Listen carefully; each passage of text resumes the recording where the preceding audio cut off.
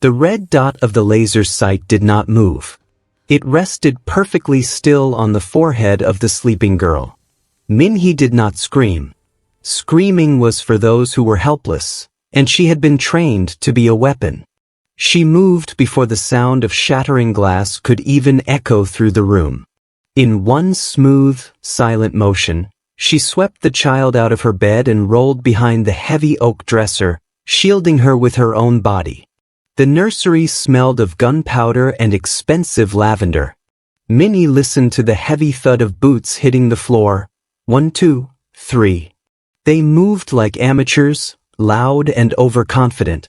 They thought they were hunting a frightened little girl and a soft-spoken nanny.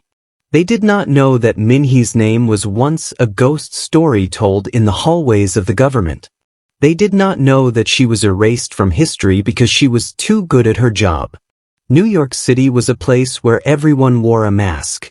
Most people were pretending to be something they were not. Min-hee was the best at it.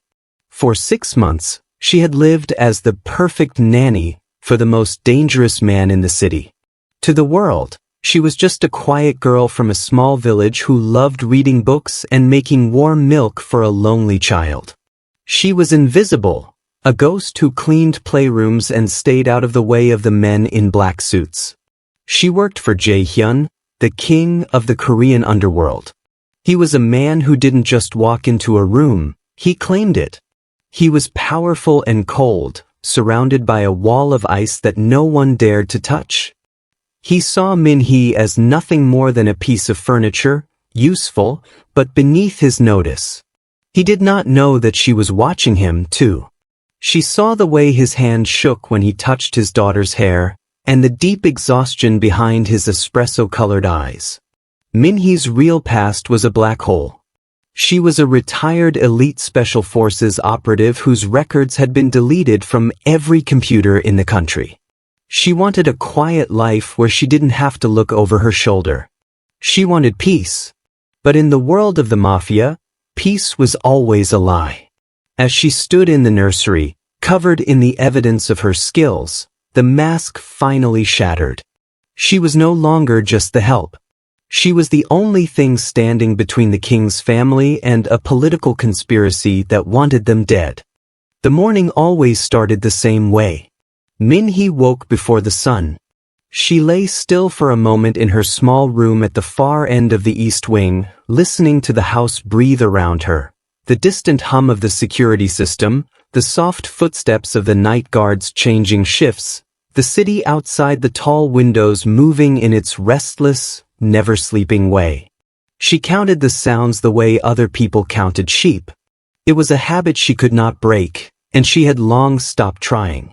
She rose, washed her face with cold water, and dressed simply. Dark trousers.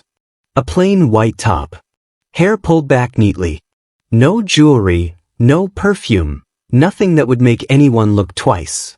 Then she went to wake Soo-bin. The little girl was always already half awake when Min-hee opened the nursery door, curled under her blanket like a small animal, one hand pressed against her cheek.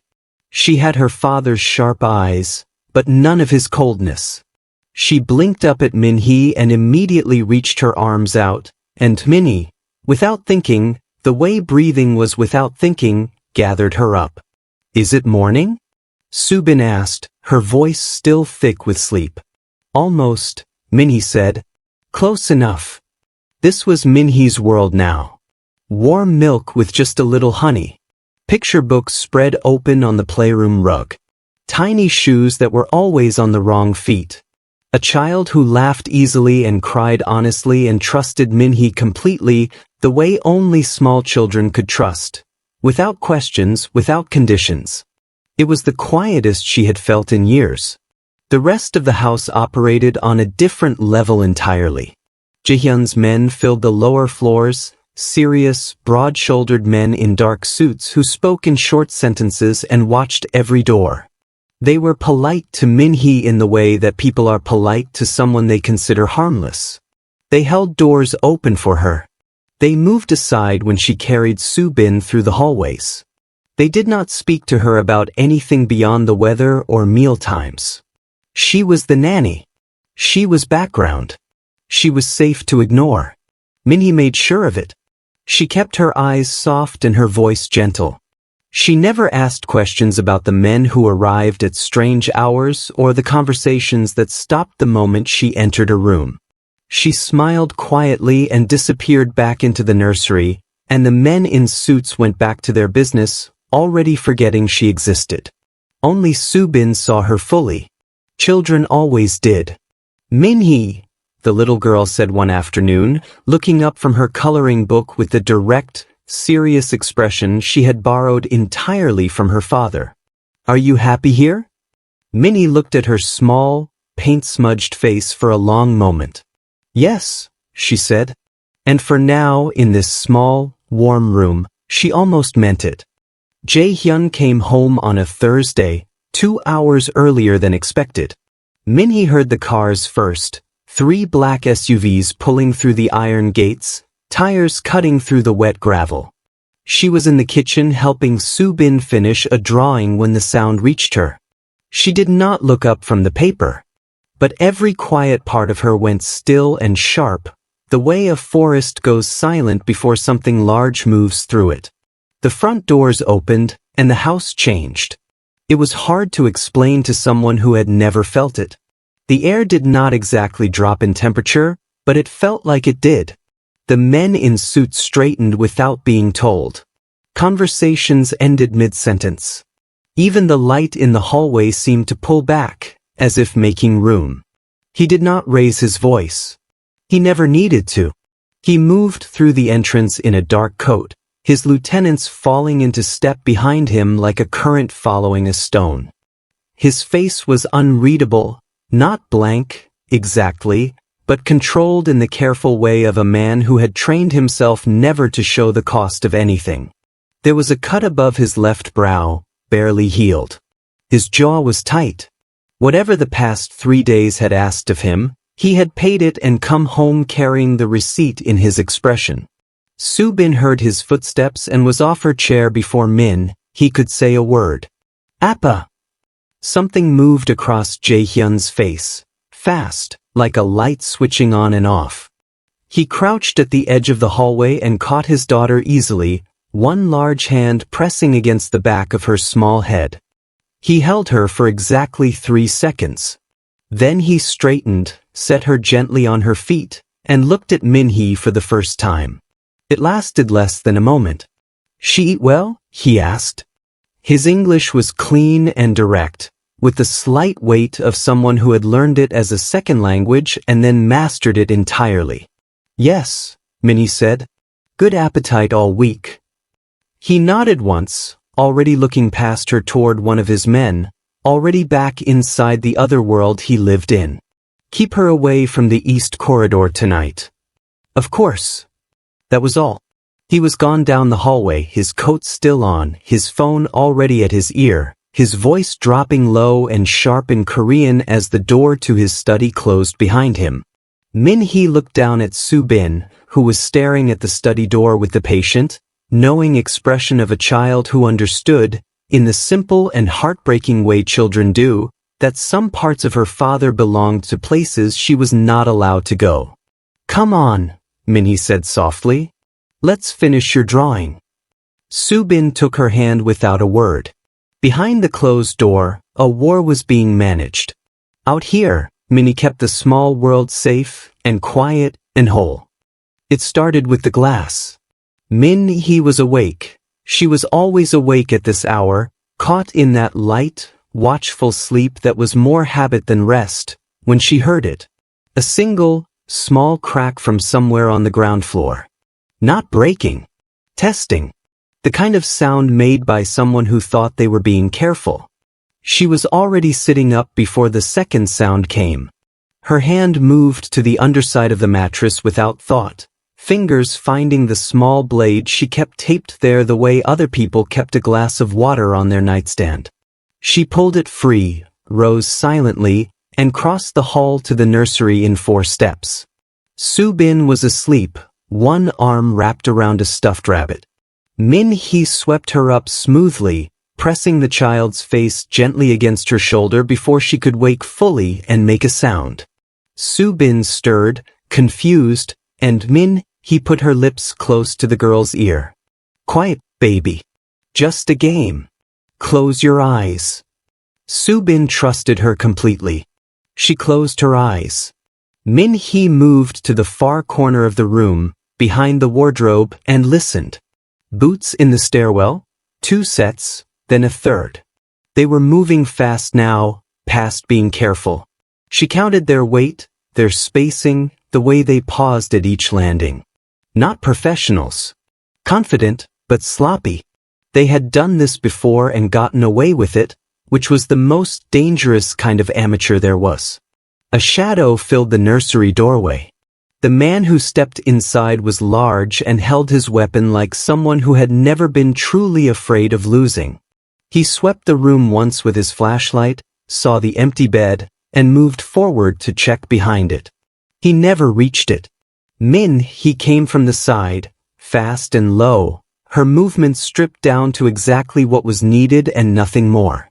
There was no anger in it, no hesitation, just the cold, efficient language of a body that had been trained for years in the grammar of survival. He went down without a sound. The second man came through the door at a run, already raising his weapon. She was faster. The third backed into the hallway and reached for his radio, and she was already there, her hand closing over his before a single word could leave his mouth. When it was over, she stood still in the center of the room, breathing slowly, her face completely calm. Soo-bin was safe in the corner where she had set her, still holding the rabbit, eyes wide and bright and fixed on Min-hee with an expression that held no fear at all, only the quiet, wondering trust of a child who believed, without question, that the woman in front of her was the safest place in the world. Then the hallway light snapped on, and Jae-hyun stepped through the door. Jae-hyun did not move. He stood in the doorway with a gun in his hand and 3 of his own men crowding the hallway behind him, and he looked at the room the way a person looks at something that does not make sense, carefully, like the problem might rearrange itself into something easier to understand if he gave it enough time. It did not. Min-hee stood in the center of the nursery, still holding the small blade, her breathing slow and even. 3 men were on the floor around her. None of them were getting up. Behind her, Soo-bin sat in the corner with her rabbit pressed to her chest, watching her father with tired, uncertain eyes. The silence stretched. One of Jae-hyun's men started to step forward, and Jae-hyun stopped him with one hand without looking away from Min-hee. "Soo-bin," he said. His voice was very quiet. "Come to Appa." The little girl crossed the room and slipped her hand into his. He passed her immediately to the man behind him, and then he stepped fully inside and pulled the door halfway closed, and it was just the 2 of them. His gun was still raised. Min-hee did not move. She did not lower the blade, but she did not lift it either. She simply stood where she was and let him look, because she understood that he needed a moment, and she could afford to give him one. His eyes moved over the 3 men on the floor, over the broken latch on the window, over the blade in her hand and the absolute stillness of her face. She watched him add it all together, watched the answer form behind his eyes, watched him decide he did not like the answer. "Who are you?" he asked. It was a simple question. 3 words. But the weight behind them was enormous, the weight of 7 months of assumptions, of a woman he had walked past 100 times without truly seeing, of a version of reality that had just been quietly and completely dismantled. Min-hee lowered the blade slowly. She held his gaze. "I was the nanny," she said. "Was." He repeated the word like he was testing it. His jaw tightened. "What are you now?" She had no clean answer for that. The honest answer was long and complicated and classified, or it had been once, before the people who classified it decided she was more useful as a ghost than a person. "Someone who kept your daughter safe tonight," she said. "That part hasn't changed." The gun did not waver.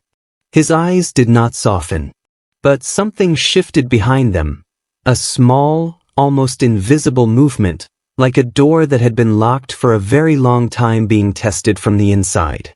"Don't touch anything," he said finally. "Don't leave this floor." He turned and walked out. The door clicked shut behind him, and Min-hee stood alone in the quiet room, and understood that everything was different now. Jae-hyun did not sleep.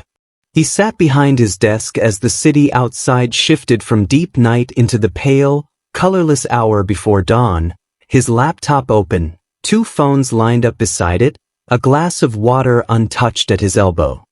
He had sent his men to deal with the bodies and the broken window and the questions that came with both. He had checked on Soo-bin twice without going fully inside, standing in the doorway just long enough to hear her breathing. Then he had come here, and he had started looking. He began the way he began everything, methodically, without emotion, pulling on threads until something came loose. He had a contact at the Immigration Bureau, another inside the National Police database, and a third who could access records that were not supposed to be accessible at all. He sent 3 messages in the space of 2 minutes and leaned back in his chair to wait. The first reply came quickly. No criminal record. No flagged activity. No known associates. He typed her name again, more carefully, checking the spelling. Same result. The second reply took longer. His contact at the police database was thorough, and thorough people took time. When the message finally came, it was short. Nothing. Clean profile. Employment history matches her resume. No gaps, no flags. Looks normal. Normal. Jae-hyun looked at the word and thought about the 3 men on the nursery floor and almost laughed. The third reply did not come for nearly an hour. When it did, it was even shorter than the others. This name doesn't exist. Not in any system I can reach. Not in any system I know of. Where did you find this person? Jae-hyun read the message twice. Then he closed the laptop. He stood and walked to the window and looked out at the city, his hands in his pockets, his reflection barely visible in the dark glass. He had spent 15 years building the kind of power that meant there were no closed doors for him. If he wanted information, he found it. If he wanted a person's history, he bought it.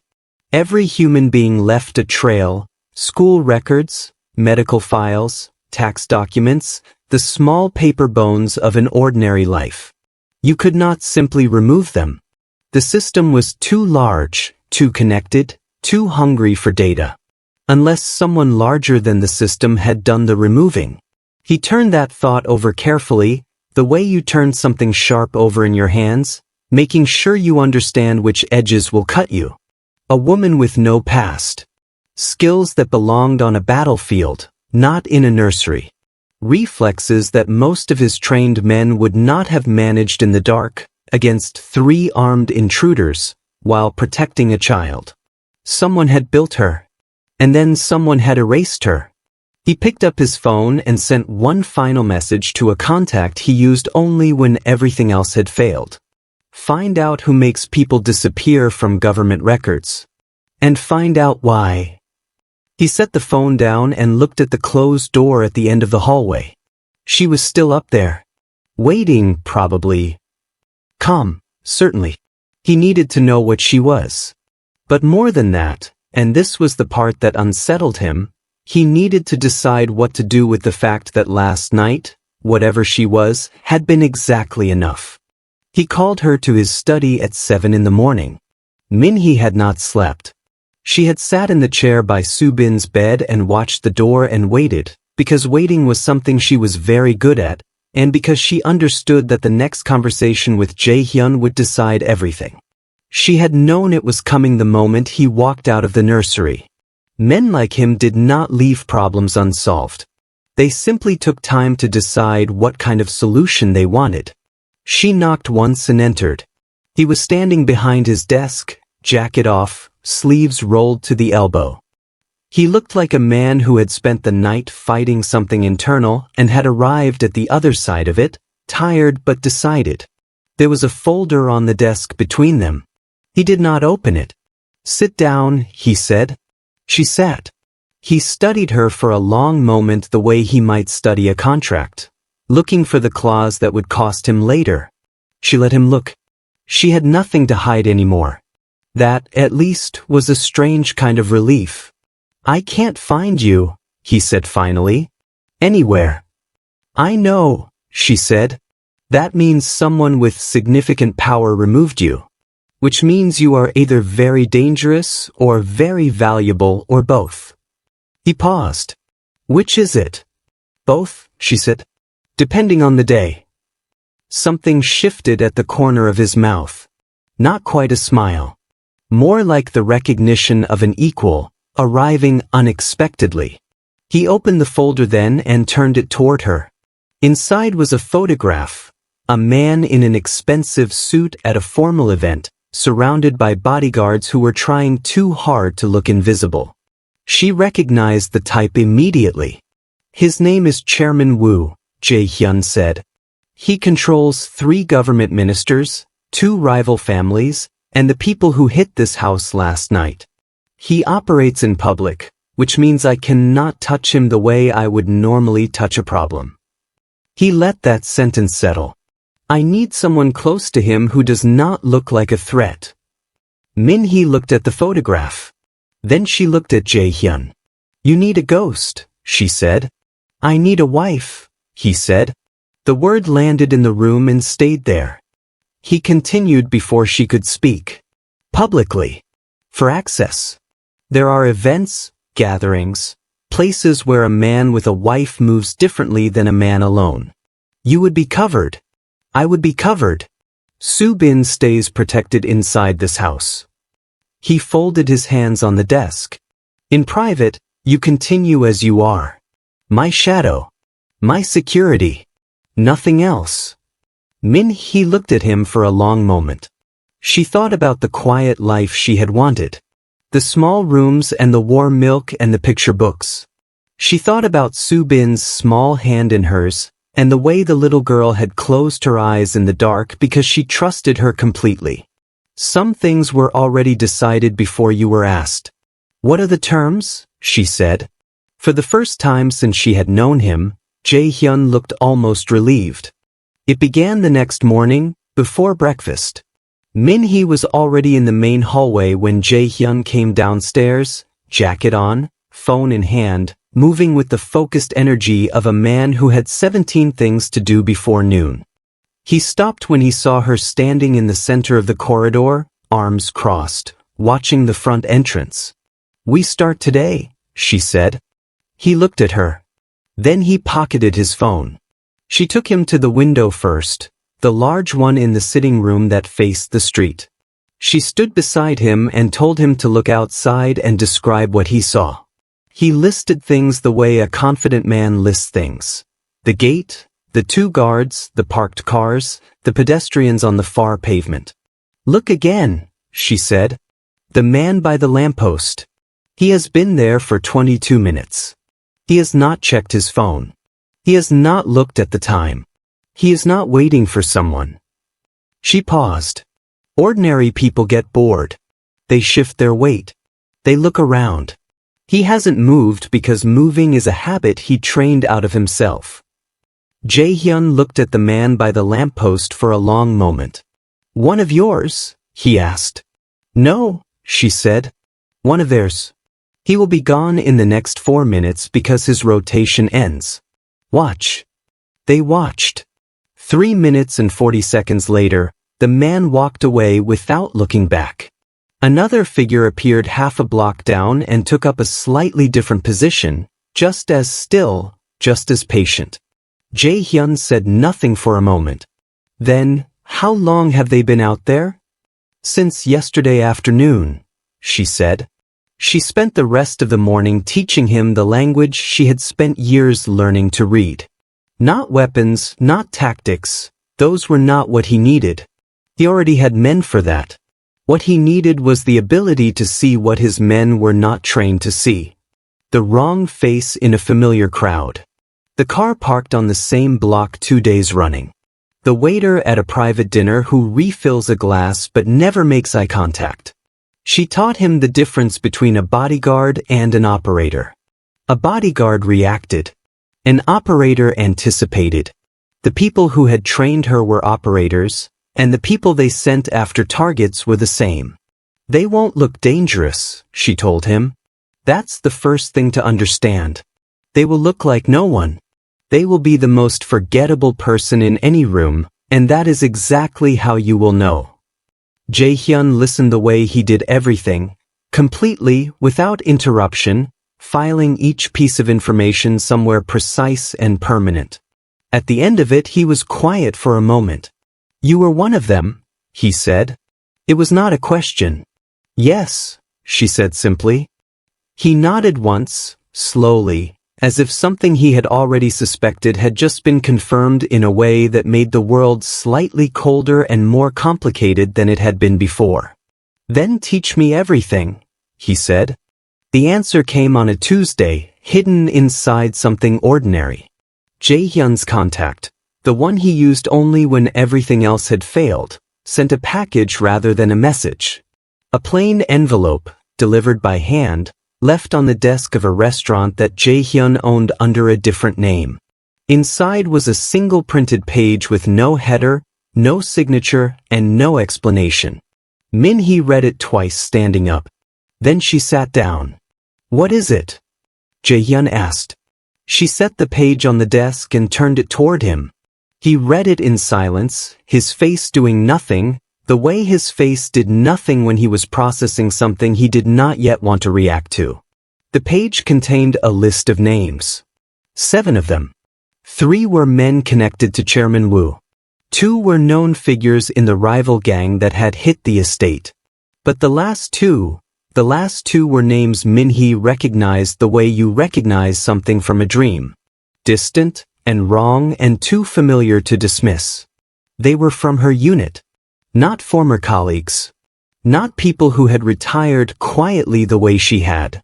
These were handlers, the men who had sat behind desks and given orders and decided who was sent where and for what purpose. The architects, the people who had built her and the others like her, and then, when the program was shut down, had supposedly disappeared into other departments and other lives. They had not disappeared. They had pivoted. They're not working with Woo, she said slowly, thinking it through as she spoke. Woo is working with them. He's the front. The money, the political cover, the visibility. But the operation, the planning, the raid, the surveillance outside this house, that's not a crime family. That's a program. Jae-hyun looked at her. Your program. What's left of it? She said. Someone kept it running after the shutdown. Of the books. Using private contracts instead of government funding. She stopped. They're not after you because of territory or business. They're after you because you're in the way of something larger, and they want me back because I'm the only person outside the program who knows exactly how it works. The room was very quiet. You're the target, he said. Not Soo-bin. Not me. You. Soo-bin was leverage, she said. You were pressure. The goal was always me.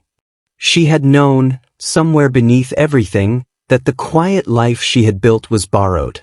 That the people who erased her had done so because it was useful to them, not because they were finished with her. You did not retire from a program like that. You were either active or you were a liability.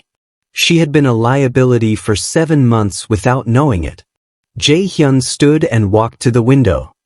He was quiet for a long time, his back to her, watching the street below.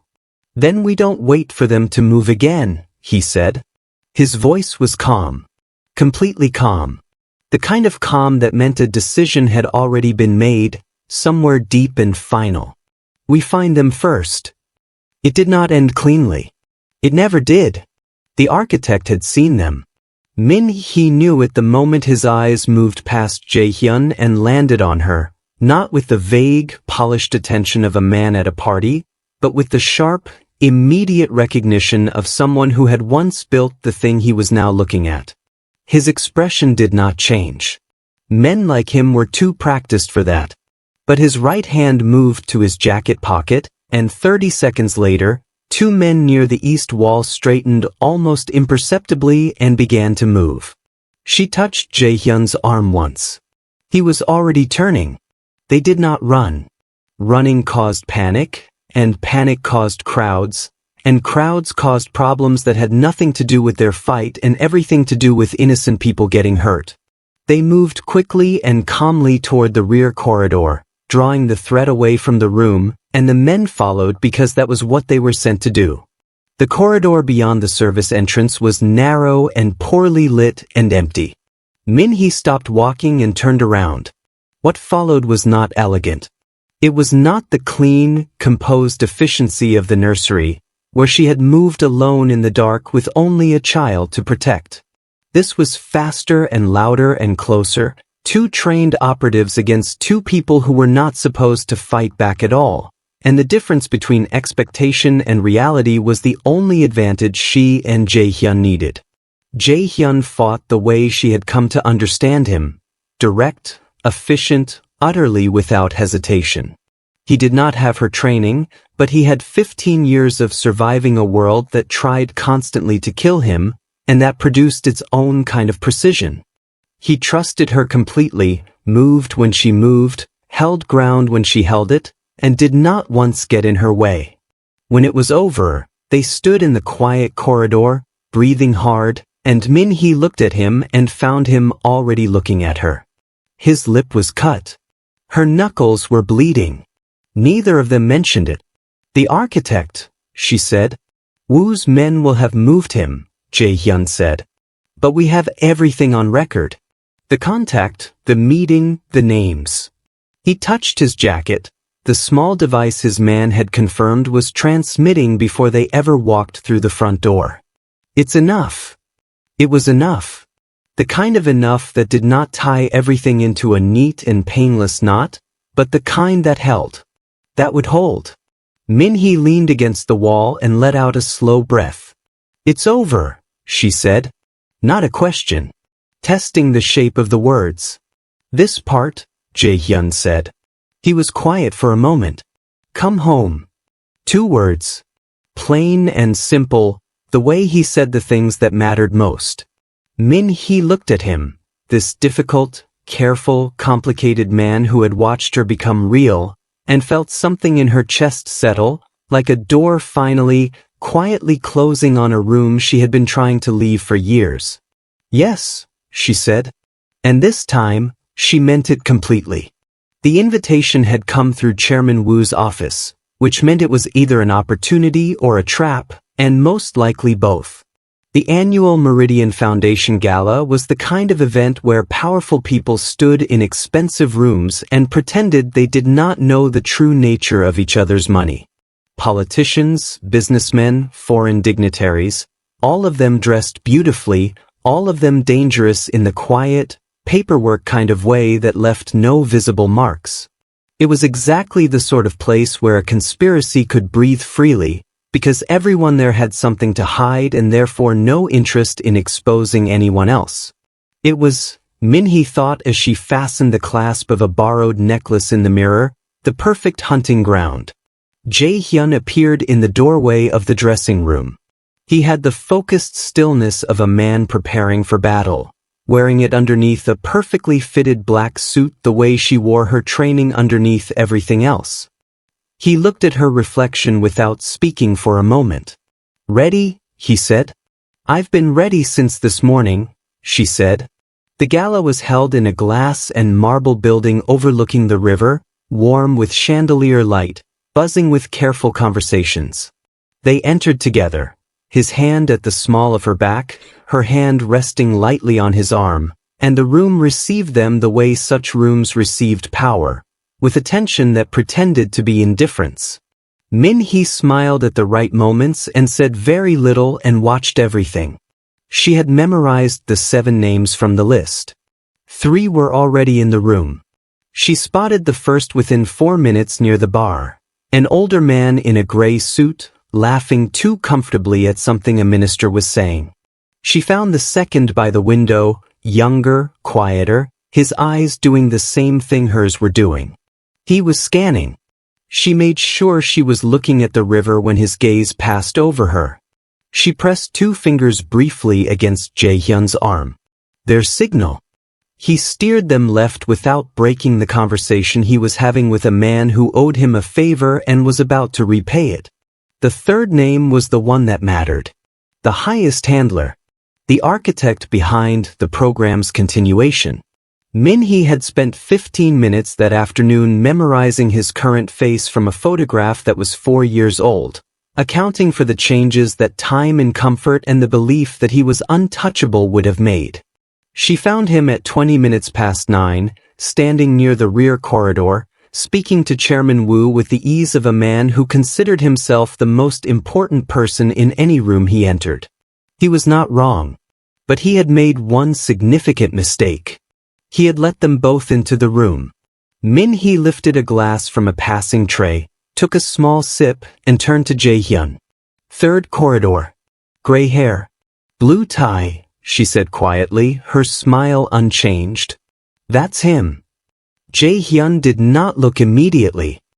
He waited 5 seconds, then glanced across the room the way a bored man glances at nothing in particular.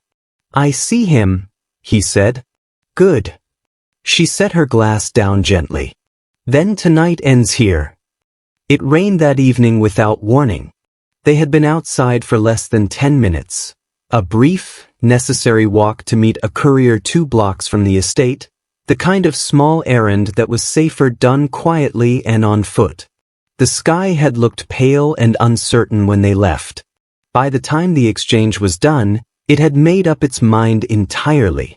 They took shelter under the narrow overhang of a closed bookshop, standing closer than they normally stood, the rain coming down hard and straight in the yellow light of the street lamp across the road. Min-hee watched the street. Force of habit. She tracked the passing cars, noted the pedestrians hurrying with their heads down, checked the roofline once without making it obvious. Everything was clear. She allowed herself to relax by a fraction. Beside her, Jae-hyun was looking at her. She noticed in her peripheral vision, the way she noticed everything, but she did not turn. She waited for him to speak, to ask a question about the courier or the envelope or the next step in the plan they had been building for the past 4 days. He did not ask about any of those things. Were you always like this? He said quietly. She turned then. Like what? He considered the question seriously, the way he considered everything. The rain was loud around them and the street was mostly empty and there was nowhere else to be for the moment. Still, he said, like nothing can touch you. Min-hee looked at him for a moment. Water was running along the edge of the overhang and dropping in a thin, steady curtain between them and the street. His coat was dark with rain at the shoulders. His expression was not the closed, controlled one she had grown used to reading. It was something quieter than that. Something that had slipped past the wall he maintained so carefully, probably because he was tired, and the rain was loud, and there was no audience. Things touch me, she said. I've just had a lot of practice not showing it. He was quiet. Soo-bin touches me, she added, because it was true and she was tired of being careful about what was true. Every day. He looked away then, back at the rain. His jaw moved slightly, the way it did when he was working something out. And the rest of it? He said. His voice was lower now. This. The plan. Standing in the rain at 9 o'clock because the world is trying to kill us. He paused. Is that all this is to you? A mission? The question sat between them, patient and honest and a little dangerous. Min-hee looked at his profile, the tiredness he never named, the weight he carried without asking anyone to help, the 3 seconds every evening that he stood outside his daughter's door. No, she said quietly. It stopped being just a mission a while ago. He did not respond. But his hand, resting at his side, moved, just slightly, until the back of his fingers brushed hers. Neither of them moved away. The rain came down, and the street was quiet, and for one small moment, The world waiting to hurt them could wait a little longer.